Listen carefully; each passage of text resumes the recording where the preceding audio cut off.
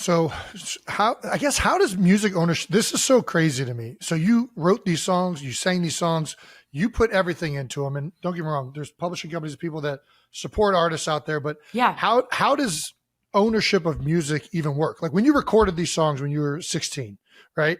Is that like the singer? Can you dumb it down to us 93%? Yeah. The singer gets a certain portion. The artist gets or the songwriter gets a certain portion, and then the publishing company gets a certain portion. Okay, so that's a great question, and there's two main categories that we're talking about here. Just go ahead. So master recordings is the actual recording.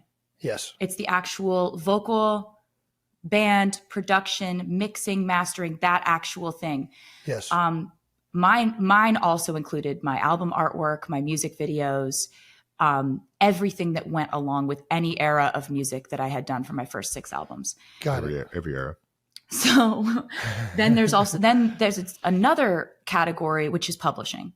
Yes. I own my publishing, which is why, I have control over, if my song is used in a film, I wanted them to use Taylor's version instead of the original version, the songwriter, can decide that.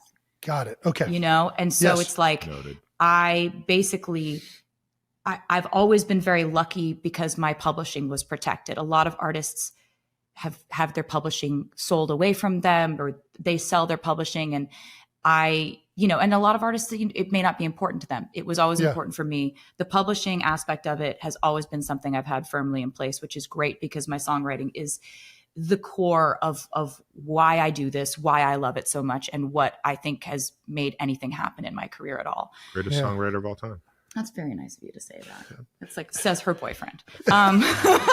Says a lot of people. Basically, then you have the master recordings side of things.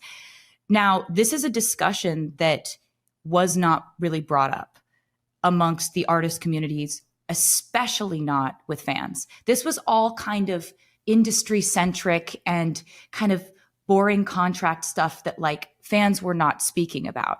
Sure. And so one thing that I think is really great that has come about because of this is that I have so many new artists come up to me now and say, hey, I didn't even know this was a thing. Yeah. And when I went to go and negotiate for my record deal, I negotiated to have my masters revert back to me after a certain amount of years, or that I own them outright. And it's not for everyone. Not everyone cares about this. Artist to artist, artists have different priorities.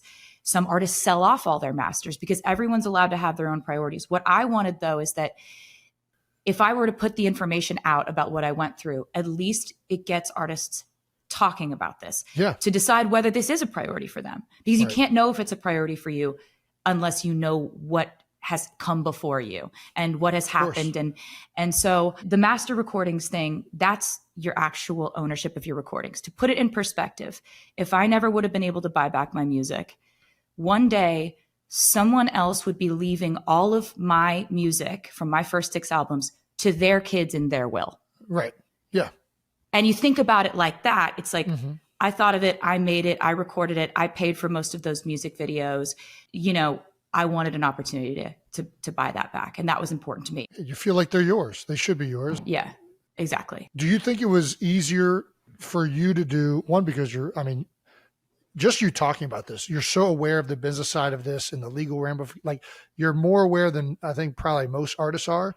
But being woman in the world, it's crazy. Being a songwriter, says her boyfriend, smartest woman in the world.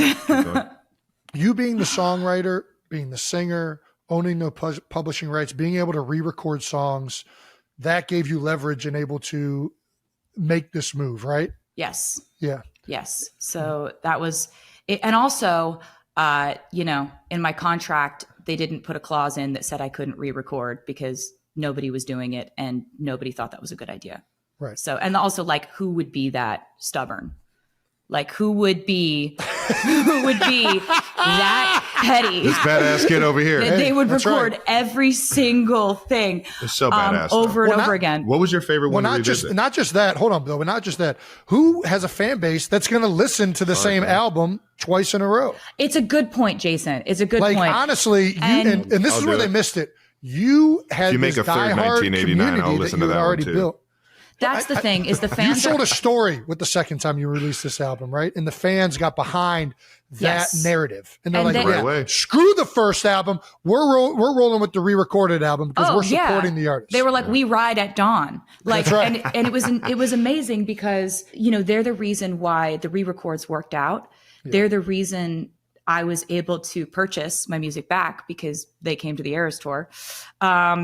And basically they're the reason why any of this worked out. And I also want to note that like the other people who are like, we ride at dawn, my live band, they played on all the re-records. It's like, you want to know why they sound so perfect on the Eras tour. They played on all those records. Mm-hmm. Like they're session musicians too.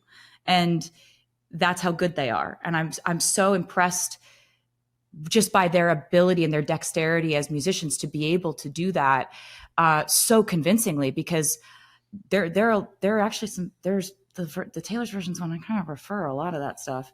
I think it sounds incredible, but I'm happy to have all of it. So that leads me to the next question, Tay. Now that you own all of it, you have the re-recordings, you have the original recordings. What should we listen to?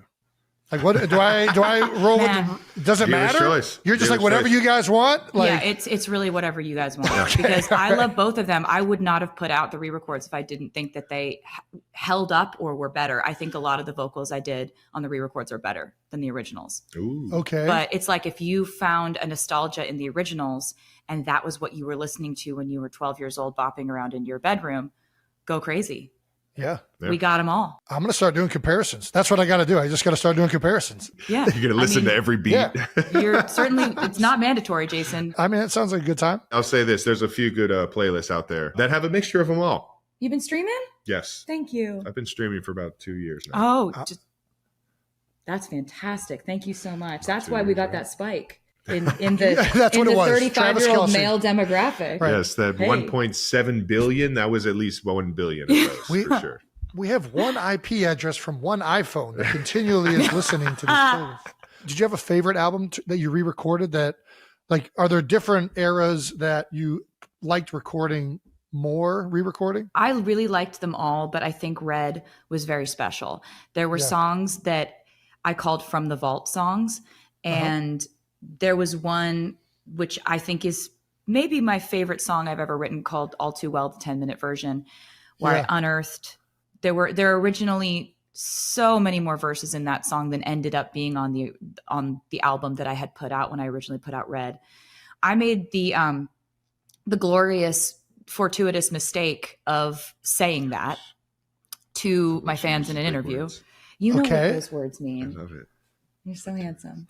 So basically, I said that in an interview to my fans, and they just like hung on to it. They were like, where's the 10-minute version? Give us the 10-minute version. Yeah. And when it came time to doing Taylor's version and re-recording the album, I went back in, found the verses, restructured the song to the way that it pretty much was when I had originally written it, put them back in. And that song is one of my favorite things I've ever done. And it was when we were on the Eras tour, I'm watching people just like cathartically scream this song to the point where I'm like, do you need to go to the hospital? Like it was so passionate, the fan response to that song at the Eras tour. And I remember thinking so many times, like, what if this never happened? Like, what if I never had to It's one of the most re-record iconic this? parts of that tour. It was so fun. Yeah. And so like, yeah, it really did make me fall back in love with that album specifically. I have a song with Phoebe Bridgers that I really love on that, From the Vault. Chris Stapleton was a part of it as well. And I think that one, I've always loved Fearless in 1989 in a very pure way. But Red, I've kind of gone back and forth over the years and been like, like that re-recording it made me just be like, oh God, I love that album. I have no complicated feelings about that. I wouldn't have done anything different. Maybe except to include the original verses the first time. Well, we just talked about the different eras a little bit. Let's talk about perhaps the most daunting thing that any artist has ever taken on, which is the Eras tour. Oh my God. You Finally It's finished it insane. up last December in Vancouver. I don't know. What did it feel like to wrap it up? What does it feel like now? Like not touring wow. and being on a jet every day, basically trying to go from country to country. Yeah. I mean, It's insane. it dude. feels great, Jason, to be honest. I'm not going to lie to you. You don't miss it? I miss it. I do miss it, but it's like it was perfect for what it was. Yes, do you know it what I was. mean? Yeah, and for it was sure. it was a lot of physical therapy, and it was a lot of like being in a state of perpetual physical discomfort. Kind of like when you're in season, you know? Yeah, no. Yeah. I'm listen, not getting hit my first time. by huge 300 pounders, but the heels. No, when I heels saw the for that recovery long, station in the hotel room after with the toe spacers, I and got the- an acupuncture in that. I've got. Shit, I'm telling you, dude, the similarities were crazy. I'm like, oh my gosh, she We're like does more than I do. We're like comparing after- physical therapy stories, like recovery stuff. But Have you ever tried taping your We ankles? we I'm a big related taper- on how much Big torture we ankle put our tape guy. bodies through. Yeah. I miss it because I miss the fans and I miss that connection. But at the I miss same it time, too. it was so special. It was like the most formative time of my life. I learned so much about how far I can push myself, and if I set a goal, making that a 3.5 hour show in the beginning of the tour, it's like you can't like be sick one day and then decide tonight it's going to be 2.5 hours. Right. And it's really just like prioritizing the fans' Toughness. experience before anything else. And I can my do it fellow with a broken heart. yeah, Don't get me started. like Dude. Don't you get me started. Fine. or like stomach flu, or like just like aching feet or blisters or whatever. Like it just was Which she had all of this going through, and usually it's all like, at the yeah, same time. But going it was, into her fourth show. yeah, and it's just it was kind of the coolest thing in the world, because when we were putting together this tour, I had some really lofty goals I wanted to reach conceptually, because I wanted to show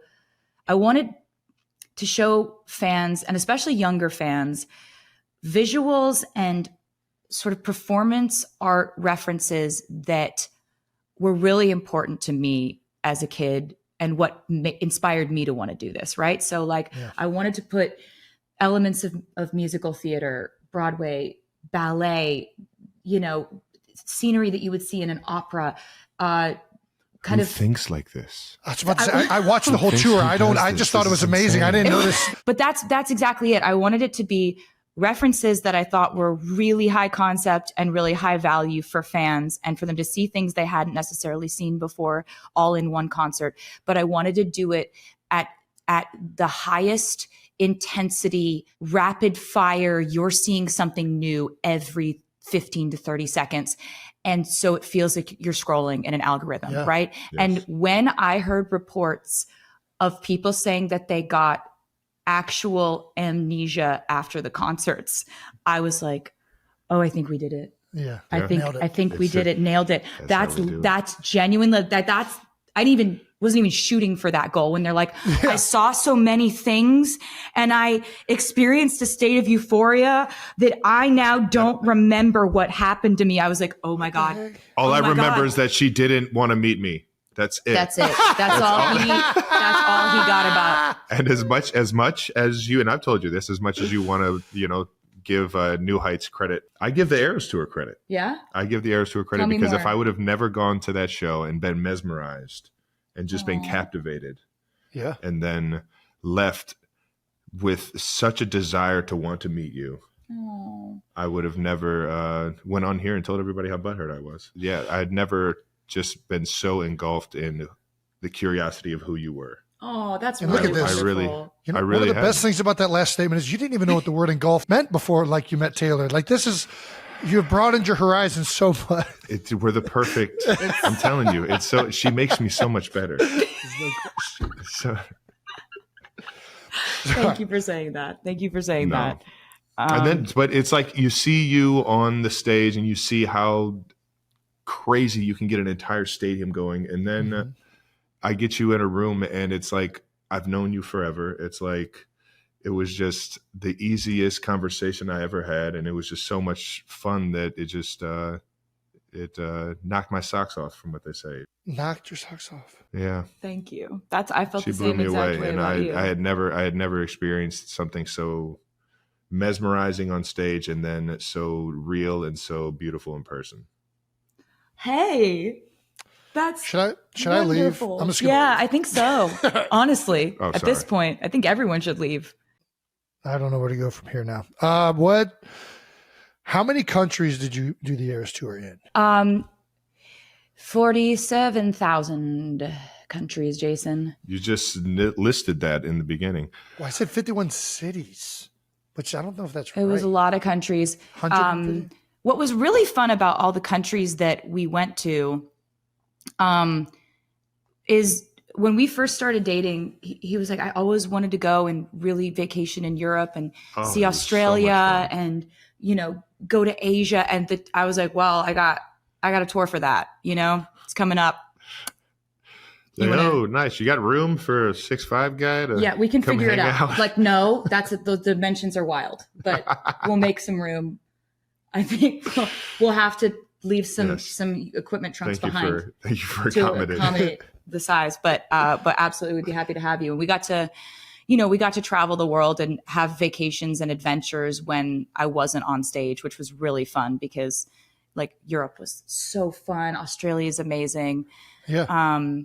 It was great. And that entire part of our lives, like I was on tour for so long and now I finally am not on tour.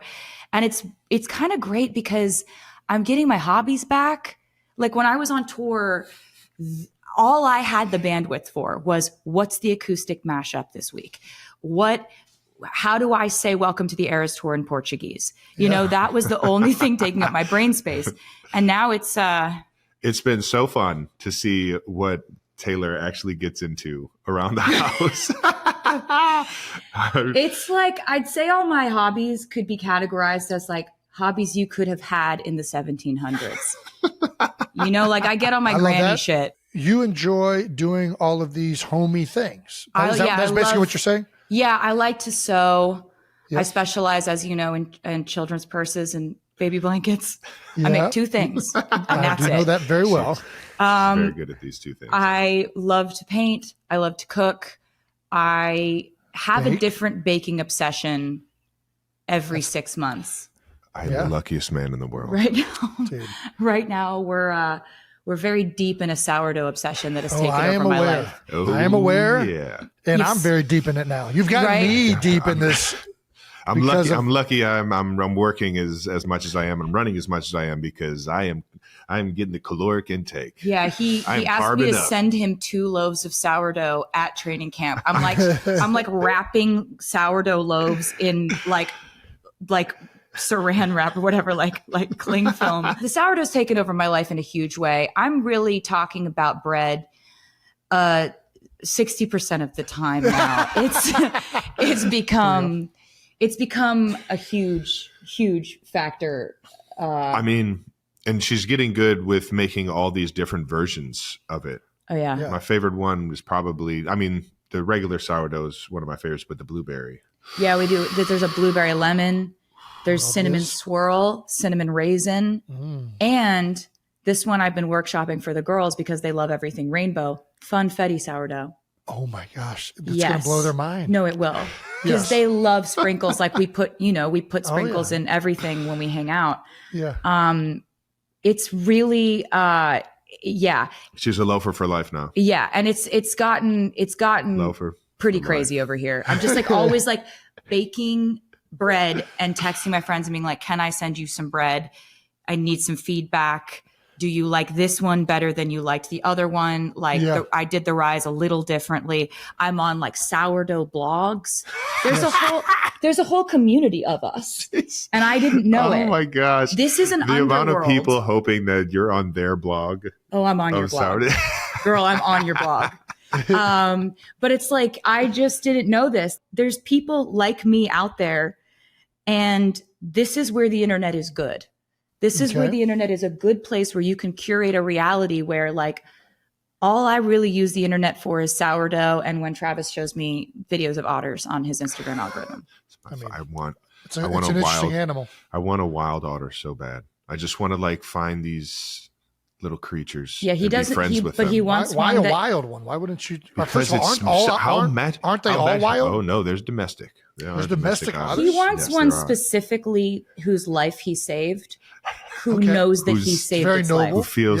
Yes. It's a really specific type of otter he's looking for. The videos that I watch are somebody just in a canoe. Yeah, he doesn't want to like go up to an otter and take it from its mother. No. He wants to see an otter, and the otter's like, my paw's caught in a shell. And he's like, I got you. And then the otter's like, thank you forever with its little paws. And I just bring him anchovies and then it every swims couple up, months. and then and you're kayaking, and it's like doing this to you. Like, that's what he wants. And I want it too, honestly. Who doesn't? Yeah, I mean, who doesn't? Yeah, right. Yeah. So, I mean, do otters eat bread?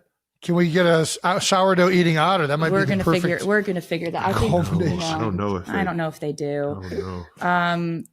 They're probably. But yeah, we had discussed maybe like carrying around cans of sardines just in case we run into one. Nice. It's better in principle than it is in practice. Easier to conceptualize. It seems pretty the easy actual, though. You just gotta go canoeing. Which is also easier in principle than it is in practice. Yeah. For us in terms of just the weight balance on I'm the on water. the hunt. I'm on the hunt for a friend. All right. Yeah. Stuff you didn't know you needed to know, right, Jason? I mean, I love otters. I don't know who doesn't love watching Instagram. This is what life after otters. Eras Tour is, though, Yeah. Jason. You gotta. It's so. Travis, crazy. I'm retired. I am all in on this. Mm-hmm. I want to bake. I just don't have the planning behind it. Taylor's a planner, and she's going to have the sourdough alive. We're not going to keep a sourdough alive. I've folded. What is it?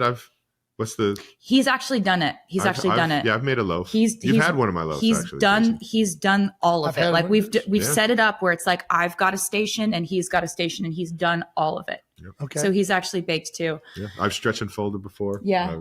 But there's just like something I've always weighed, slightly wrong. I've weighed with all it. the flour. No, his rose higher than wrong? mine. His was Jason. more delicious than All right. mine. It's like it's also No directions over here, No Jason. chance. I get into the No whole, chance, Jason. You've had it, and you said you loved it. I'm not saying it's not good, but it's no ways as good as Taylor's. That's not true. I'm He's telling actually- you, if I you will- took like 2 chunks and you sent it off to the lab, there's going to be so many more germs and microbes and Travis. Oh my god! Oh ew! the bacteria count. What is the fungus in this? That's on this one. No, I'm Yeah. That's the sour, Jason. There's Don't like- even. That's the sour. Okay. Why is there chest hair in it? How did you? Yeah. There's like The chest. apron's too low. There's like chest hair in that's his. it. There's cat hair in mine. It's just like both of these are completely inedible. But it's crazy how many puns you can make. Because I do I got bread bags and I got labels, and so it's you can really go for it with the puns. You go, are you ready for it? Are you ready? Flower Song is the slamming screen door. That's horrible. Okay. It's a loaf story. Baby, just say yeast. Just say yeast. Yeah. What's the one I was doing with dough? Keep going. It's a loaf story. I should have said dough. No, it's horrible. Loafing him was bread. It's bad. You don't know that song, and that's okay. I love you. It wasn't on the tour. Tour. So we do have this. I did fuck that up. 21 countries. Did you learn anything throughout the, like, is there anything at the end of the tour when you were wrapping up that you wish you had been doing the whole time? Is there anything you would do differently now that the entire tour is wrapped up? No, I'm really glad that I didn't know it would have gone on as long as it did. Yeah. I'm glad that I got to like actually be prepared for this tour the way that I was, because, you know, in previous tours, I had noticed that I would get on the tour and I'd have to like get my stamina up throughout the tour. And by the last quarter of the tour, I'd finally hit my stride stamina wise. And I'd be like, oh, I can do this easily every night. Yeah. I wanted to be at that point at the beginning of the Eras Tour. So that's why I did so much more training, so much more endurance training and cardio and stuff that, you know, doesn't come naturally because I'm not an athlete. So it's like that stuff I have to really force myself to Don't do. you say that. Don't you say that. I mean, don't you dare it's say how that. I feel. And I don't even, it's not like I say that in a disparaging way. I don't care at all. Okay, fair enough. But Why do we take it that way? I it's don't know. not like I'm like, I'm not an athlete and that's fine. Like I play instruments. I take it that way it's just because not we're my undefeated thing. on the beer pong table. I've seen you throw a football. No, that's not good. That And you know counts. that's not good. It does. No. It does. You can No. Spiral? Yes. You gotta be real. It's better than me. Because it's not, there's See? no spiral. I don't think I've ever caught anything that's ever been thrown to me, Nope. near me, I've seen it. around You're just me. disinterested in being an athlete. That's true. Can you hit something with a stick? Um, That's a telltale sign of an athlete. Good with a stick. no, I don't know, Jason. I've never tried that. Never tried- So it's we're like, we got to try this out now. We're going out back here's after the this. thing, right? My relationship We with give you a bat. sports was like, I grew up in Pennsylvania. I always heard my dad yelling at the screen watching Eagles games. That was always the sports sounds that I heard in my house. However, I was up in my room playing guitar, learning instruments, playing piano. I was focused on different things. I was like so laser focused on music. And that's how I was in school. Like I would go to sporting events so that I could sing the national anthem. Like everything was a means to an end to get me to get to do music. Yeah. I know every halftime show from the Super Bowls, but I didn't watch the sports. No. And so watching Travis, the Eras tour and seeing that power skip, I knew you were an athlete from the power skip. You're just saying I words. knew it. It's one of my favorite parts. Just telling lies. Just see you just skipping down that runway. Just looking like a giraffe that's limbs were put on all wrong. Not everybody can skip, but not everybody can power skip in heels. Yeah, in heels. That takes athleticism. Thank you. I appreciate that. Just saying. What a unique compliment. So yeah, I definitely became obsessed with sports when it came to him.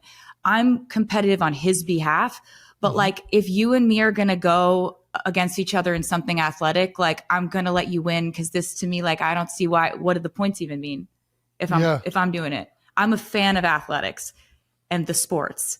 If I'm doing the sports, like I'm throwing like this. Cause I don't really care if it goes where it's supposed to go. Interesting. It doesn't bother me. And Until when I we're don't in a make the heated catch, battle. I'm not embarrassed.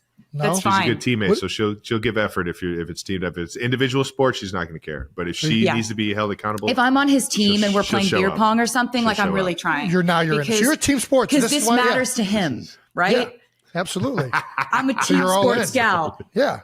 Put me on an Olympic one person trying to do some stuff sport. I'm doing this. Yeah. I don't I'm care. getting out of here. Yeah. I'm doing this. I care. Okay. I'm doing All right. this. I care. This care a lot. We're doing this. We're This, kneading dough. I don't We care. care. He's stretching forward, I don't stretching care if forward. this happens. I don't care if this goes here. It's not part of my metrics for my self-worth.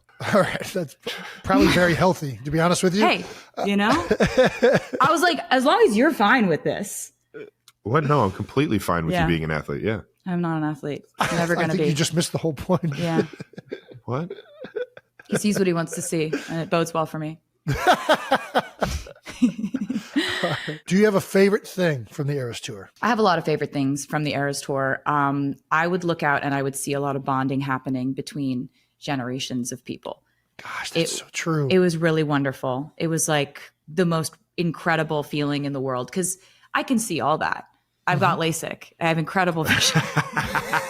Basically, the Eras Tour, I think one of my favorite things was when the fans would come up with their own traditions, right? Oh, so cool. Because I can plan a stage show that's like, we know exactly what's happening, when it's going to happen. It's very stage managed. It's a whole production, right? And I love to plan. But I also do love surprises. Like there's a time during the European of the Eras Tour, there's a song called Willow where we do a performance where we have these, it's a very witchy performance. We have these light up orbs and we're in cloaks and it's all very woo. The fans decided that they were going to bring their own light up orbs. And by that, I mean balloons that they would blow up in the audience. And then they would they would use their phone light behind it and create a light up orb. When I tell you, I looked out. Yeah.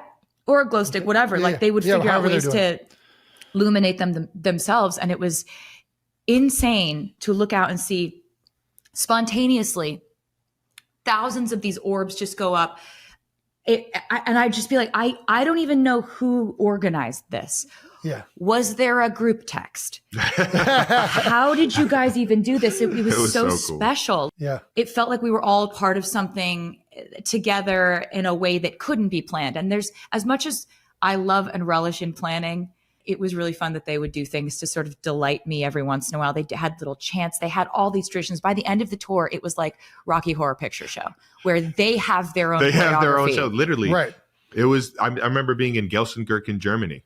And you know what? What did you just say? Gelsenkirchen. Love is him learning that. Yeah. That's a city? He came to Gelsenkirchen I think that's how you say it. Supported me there. I've never heard of this. If you say it with a German accent, it probably sounds more like the actual city, but my American accent is Gelsenkirchen. Gelsenkirchen. And I remember seeing that part of the show, and they were literally doing circles and like putting the orbs up in the air and passing them to each other like they were performing. It was so beautiful. They were so committed. I've never played for crowds that were as committed. Yeah. So I think I loved the event of it. Like I'm always trying to figure out how to make music into more of an event, right? How do we make it romantic? How do we make it something that people experience together?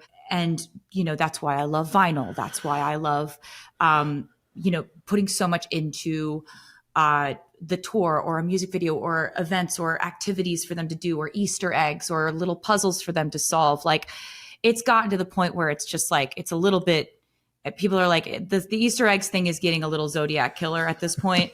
I'm like, as long as they like it, you know. How do you go about like knowing how to do an Easter egg? I don't even know, like, where does that process start? Are you like, well, I have some parameters. What is the art of the Easter egg? The art of the Easter egg is that there's do's and don'ts, right? Like I'm never going to plant an Easter egg that ties back to my personal life. It's always going to be towards music or a musical, something I'm coming up with, something I have coming up, a plan I have coming together, something that you don't know I'm saying for a specific reason that you'll hear later and you'll go back and be like, oh my God. Like I think my favorite one of those was I was given an honorary doctorate from NYU and I made the commencement speech and I put so many lyrical Easter eggs in that speech that when the Midnights album came out after that, the fans were like, the whole speech was an Easter egg. Yeah. And that's, for me, that's really fun because they find it fun. For sure. And also just, I love numerology. I love math stuff. I love dates. I love that stuff like I find really fun. And I want Easter eggs to be a certain thing where like, if you are a part of the fandom and you want to experience like music in a normal way, then you don't even see these. You don't even care what that thing is above that doorway under that dimly lit flickering light over there that's upside down backwards in Braille. You don't need to know what that is. I love this. Yeah. But if you want to look at that, but if you do, then it's there. Yeah. Do you know what I mean? Like if you know, if you're in the know, you know. Yeah. Oh yeah. Then you know. Let's talk about something I don't know. What is numerology? You threw that phrase out there like that's a comment. What is numerology? You don't know what numerology is? I'm assuming something with numbers. Yeah. Will the union of Taylor Swift and Travis Kelce be the wedding of the year in 2026? Taylor Swift is preparing to marry Travis Kelce after an August 2025 proposal. She's looking forward to wedding planning once her promotional activities for her album, The Life of a Showgirl, conclude. Speculation is rife about who will design her wedding dress, with names like Stella McCartney and Sarah Burton floating around. Swift, known for her catchy lyrics and emotional ballads, once sang about marrying with paper rings. However, her upcoming wedding will feature a dazzling diamond ring that Kelce gifted her when he proposed right after they recorded an episode of his podcast, New Heights. He really crushed it in surprising me. While we were talking on his podcast, he had a complete garden built out the back of his house to propose in. Swift shared on the Graham Norton show in October, detailing the romantic setup. After pouring her heart into promoting her album, Swift is eager to tackle wedding preparations. I am just doing the album thing now, which is a big thing. And then I think the wedding is what happens after that in the scheme of the planning. But I'm so excited about it, she said. adding that Norton would likely be on the guest list. When Norton quipped about the size of the guest list, Swift responded, "It's huge. I think the only stressful weddings are the ones where you have a small amount and people are on the bubble. Expect a star-studded event with many famous faces, particularly considering American actress-singer Selena Gomez recently wed record producer Benny Blanco, to whom Swift gave a heartfelt speech at the reception." While Swift kept mum on the exact wedding date, reports suggest June 13th, 2026 could be the big day. A date laden with significance, as Swift was born on December 13th, making 13 her lucky number.